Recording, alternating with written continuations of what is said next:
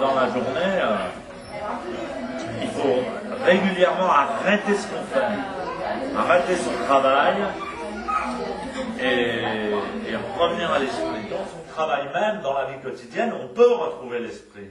Hein, il suffit de 2 respirations, et puis à ton bureau, tu travailles, il suffit de te redresser et de respirer.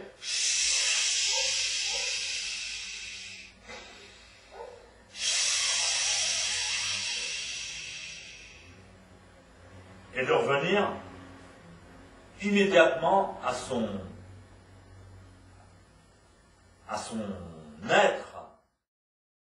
Je connaissais une communauté chez Lanza del Vasto où ils travaillent énormément, ils travaillent les champs, ils font du travail, ils cultivent la terre, ils construisent leurs maisons, donc il y a beaucoup de travail manuel, toute la journée ils travaillent. Donc ils se lèvent à 5 h du matin, ils font leur prière, ils prennent leur petit déjeuner, ils vont travailler. Et toutes les heures, il y a une cloche qui sonne, et bang, et tout le monde doit arrêter son travail et faire quelque chose comme 1 minute pour se recentrer. Chacun fait ce qu'il veut. 1 minute, il arrête tout, il se recentre sur lui-même. Et après, tac, il repart.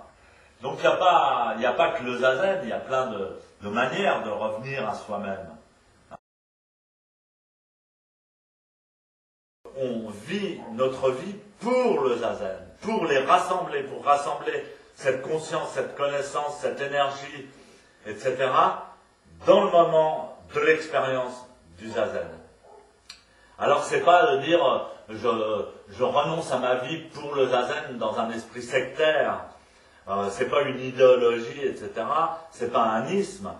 Non, je vis ma vie de manière à pouvoir réaliser cette expérience le plus profondément possible, cette expérience de zazen. Et quand on s'assoit en zazen, on a possibilité de changer toute sa vie. Et c'est ça le zazen. C'est pas une petite méthode de bien-être. Même dans le profit, même dans les affaires, même dans le business, même dans le travail, Mushotoku, c'est le secret. C'est-à-dire rester centré sur son essence. Quand on est centré sur son essence, on peut tout obtenir. On a tout.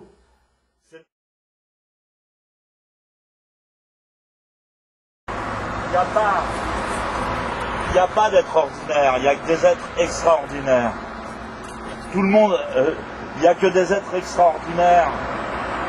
Et le malheur, c'est que les gens ne savent pas qu'ils sont extraordinaires. Ils sont des êtres extraordinaires. J'aime pas cette expression d'être ordinaire.